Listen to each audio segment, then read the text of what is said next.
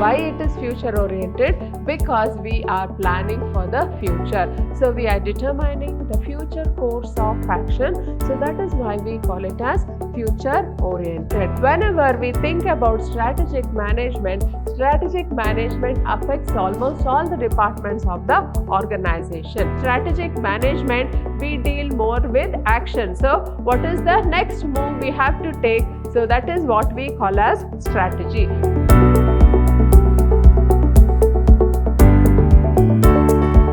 Hello everyone, I am Purnima, faculty in the Department of Commerce and Management, Vidhyaashram First Grade College, Temple of Excellence, MYSURU. In this session, I will be having a discussion on the first chapter, that is meaning and nature of business policy and strategic management. So this is session 2. Okay, let us see what this session holds for us. Now, in this session, we will be having a discussion on the nature of strategic management. So, in the previous session, we had a discussion about what is strategic management.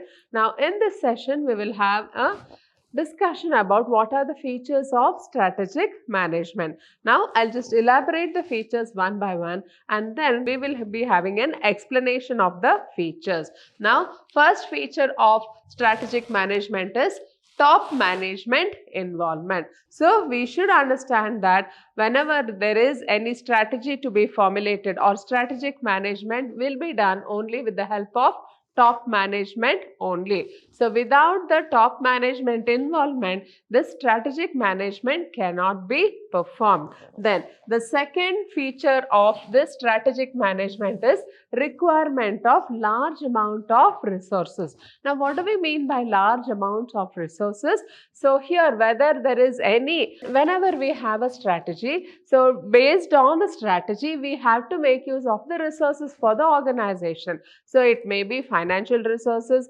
human resources or any other type of technological resources. So, any other resources. For all this, we need to allocate and then we have to implement the strategy or the plan which the management has decided. Then the third one is affects the firm's long-term prosperity. So the strategy is something which will affect the long-term prosperity of the firm. So we have seen so many businesses, so many shops will be there on the same lane, but then some shops do very well whereas other shops do not do well, or after a few years they close down. Now what is the reason for this? So what is the competitive advantage that the other shops have which this shop doesn't have? So this is what we call as the strategy. So how do the shop owners strategize or how do the business owners strategize the business so that they get a prosperity in the long run? So that is strategic management.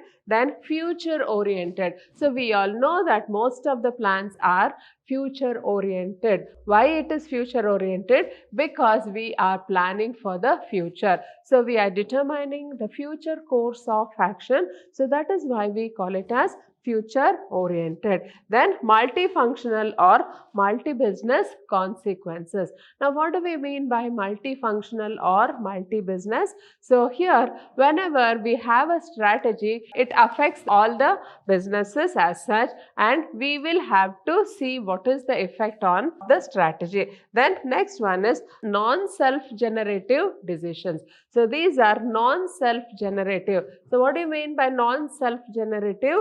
It means that these decisions have to be taken after a careful analysis of the situation in which the business is in. Now, let us see what the first feature tells us. Now, in the first feature, it tells us that there should be top management involvement. Now, what is this top management involvement? It relates to several areas of a firm's operations. So, it requires top management's involvement. So, whenever we think about strategic management affects almost all the departments of the organization. So, whether it is a purchase department, sales department, HR department, financial department, accounts department, marketing department. So we have lots of departments, R&D department. So all these departments will be affected because of the strategic management. So whatever the strategy the top management has decided upon, it will be affecting almost all the areas of the organization, and as such the top management should be involved. So only then we can call it as strategic management. So generally, only the top management has the perspective needed to understand the broad implications of its decisions and the power to authorize the necessary resource allocations. Now, whenever there is a strategy which has been decided upon by the top management, so it will be having the perspective. So the entire view, entire organization, how it is running, only the top management can perceive it. Each department will be engaged in its own functions, and as such it will not know where the entire organization is forward or where the entire organization is moving, in which direction it is moving. Only the top management can know, because each department will be engaged in its own functions and it will not know what is the broader perspective of the organization. Now, the top management will perceive how the organization will move, and it will also know the implication of each strategy. If we strategize in this manner, how will the whole business move forward, or which direction the organization will be moving? Only the top management will know, and then only the top management will have the power to just allocate the necessary resources for that particular strategy. So whenever there is any strategic management, we should understand that only with the involvement of top management only we can have this strategic management. Otherwise, so for each department as such, we cannot strategize. Now, the next characteristic of strategic management is requirement of large amount of resources.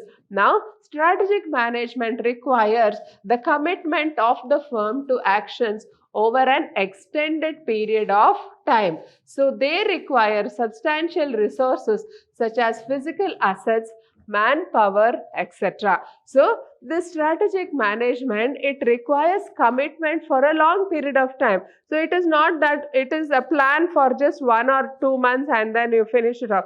So it is a long-term plan, and because of that long-term plan, it will require a huge amount of resources. So it may be the use of physical assets of the firm, that like plant and machinery, land and buildings, etc. And then it may also entail the use of manpower, a huge amount of manpower. And as such, the strategic management requires huge amount of resources. So if you are having a strategic for advertisement, then when should the advertisement be aired on the TV, and what is the kind of product organization is manufacturing, who is the target audience, when the target audience will be watching TV, and what is the time in which we will have to put the advertisement on TV, and how many times the advertisement should be shown, what is the frequency of the advertisement. All this will be decided by the top management, and it requires huge amount of money and manpower. So we have to hire the advertising firm. The top management has to do all these things, or the advertisement department has to do all these things, so that when we have a very good effective advertisement, then it will boost the sales of the company as such. So it is necessary that whenever we have a strategic management, it involves the use of huge amount of resources. Then here is an example here. So decisions to expand geographically would have significant financial implications in terms of the need to build and support a new customer base. Now, suppose the company has decided to expand its operations. Now, what do we mean by expand its operations? So, it means that it wants to expand geographically. Geographically means it wants to have its branches in a different country.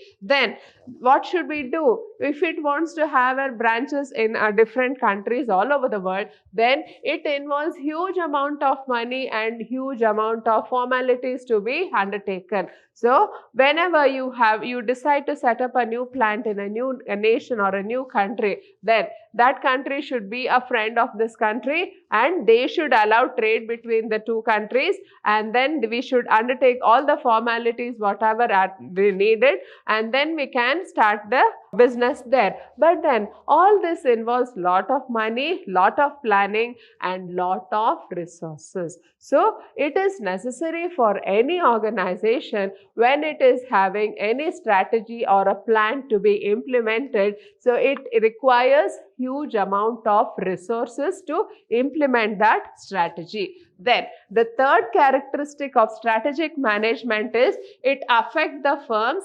long-term prosperity. Now, why it affects the long-term prosperity? Once a firm has committed itself to a particular strategy, its image and competitive advantage are tied to that strategy. Its prosperity is dependent upon such a strategy for a very long time. So, whenever the company has adopted a particular strategy, its image and competitive advantage are related to it. So, what is the image of the company and how it is doing the business?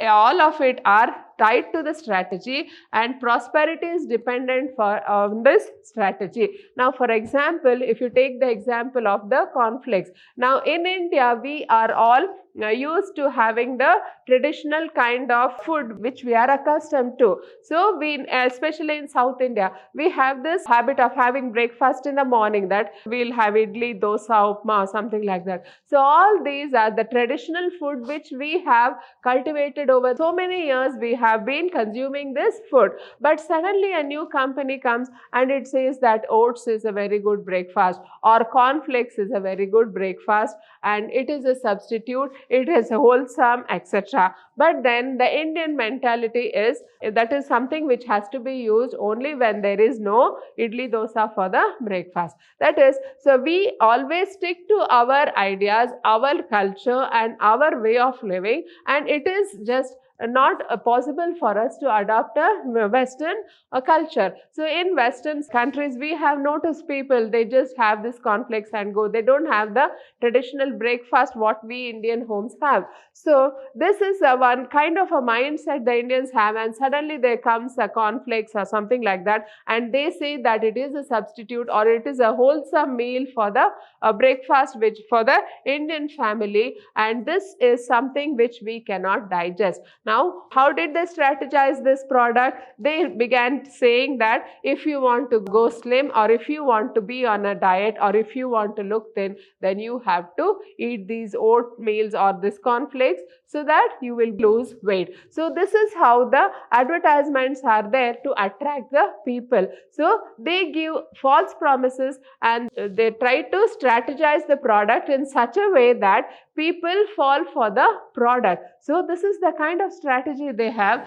and with this strategy it creates an image of the product and it also gives a competitive advantage to the product. Now almost all the ladies, they don't want to look fat, they want to have a very slim figure. So most of the ladies, they go in for these products with the hope that they will get a very nice body looking very nice. So this is the kind of strategy these firms have made, and in the long run it will affect the prosperity of the firm. Like until and unless these ladies have this notion in their mind, so their products will keep on selling, and in the long run it is promised for the company. So their demand will be stable for the next so many years. So this is the kind of strategy they have used to see that their product will be there in the market for a very long time. Then the next feature of strategic management is multifunctional or multi-business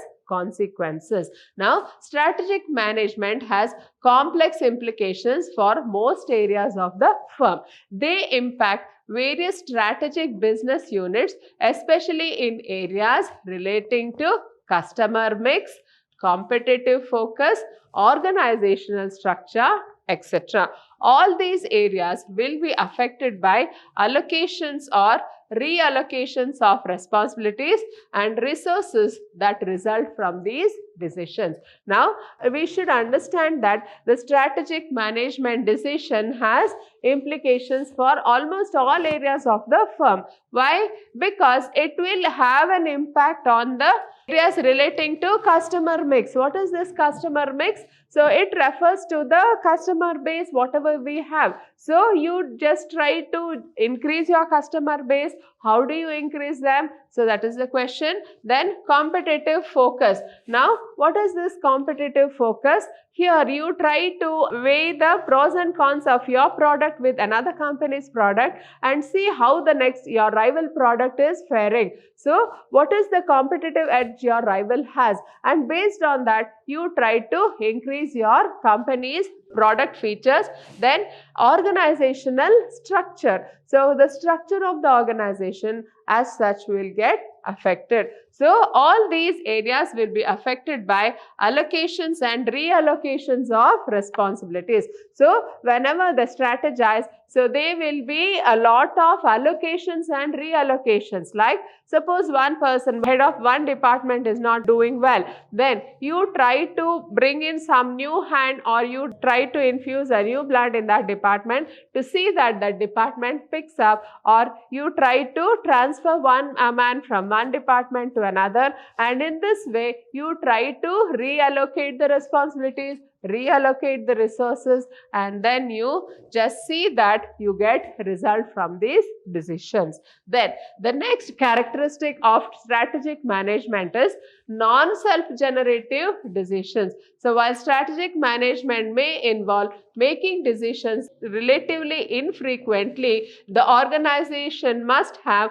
the preparedness to make strategic decisions at any point of time. So it is non-self-generative decisions. Now what is this non-self-generative decisions? So these decisions should not be spontaneous. Like whenever we make the decision, so where strategic management involves the decisions which are made by having a future perspective of the organization. So it may involve making decisions relatively infrequently. So you should not change the decisions as and when. So whenever there is a problem, you just change it. No, it should not be like that. So whenever a strategic management decisions are taken, so it should be for the long run. It should be for the longer perspective of the organization. Then the organization must have the preparedness to make strategic decisions at any point of time. So these strategic decisions, whatever is taken, firstly, it should not be very infrequent. That is, you should not keep on changing the decisions as such. But then when the time comes or whenever there is a need to take decisions, then it should be taken on time. So that is why we call it as non-self-generative decisions, which will have business consequences. Then next, what is the need for strategic management? Why do we need strategic management? Here, the strategic management provides the route map for the firm.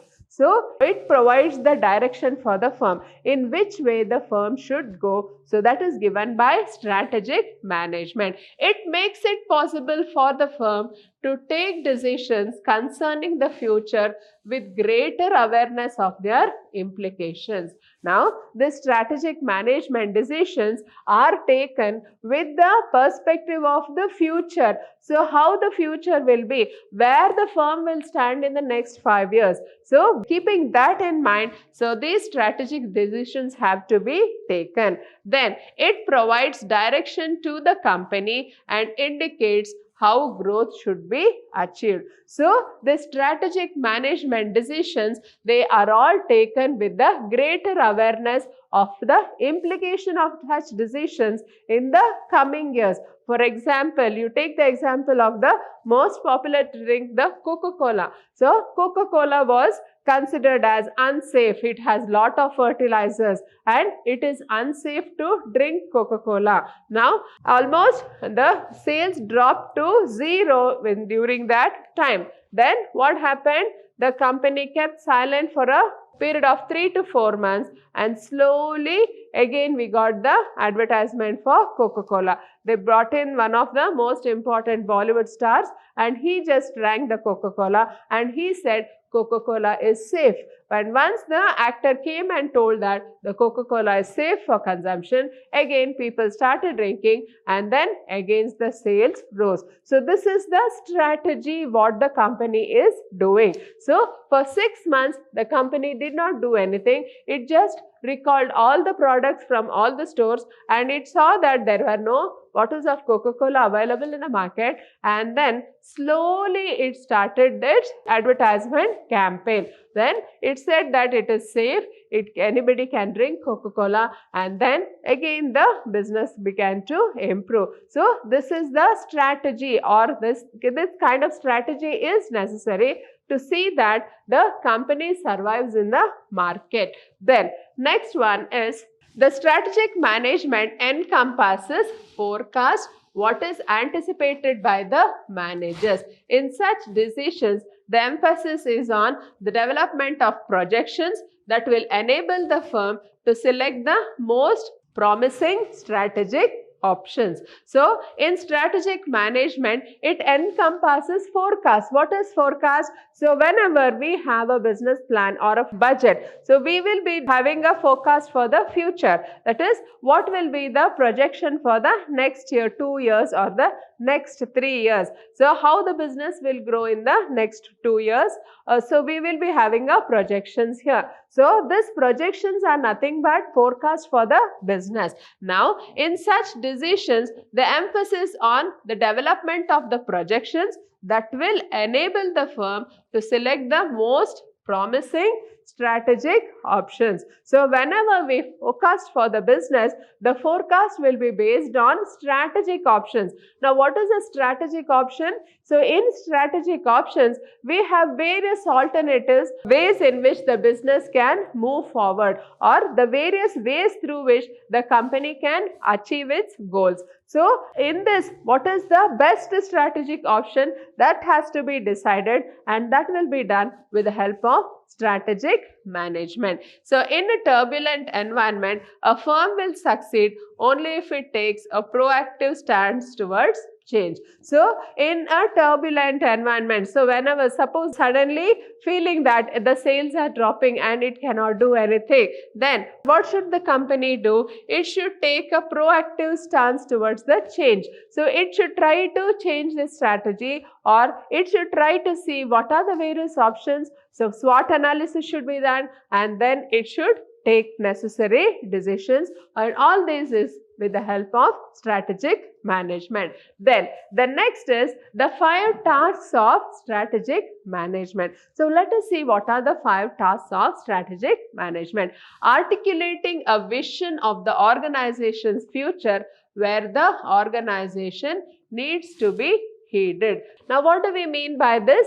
So we should understand that based on the organization's vision, we need to make the plans, or we need to strategize. So when we have a strategic plan before us, and we should see that the organization heeds to the strategic plans, or the organization will be there to implement the strategic plans. Then translating the vision into a mission that defines the organization's purpose. So we all know what is the vision of the organization and what is the mission. So vision is, founders of the organization would have set up the organization with a vision. So that vision we should see through the mission. That is, whatever the activities of the organization, it should be directed towards attainment of the vision of the organization. Then converting the mission into performance objectives. So we should understand what is the mission of the organization,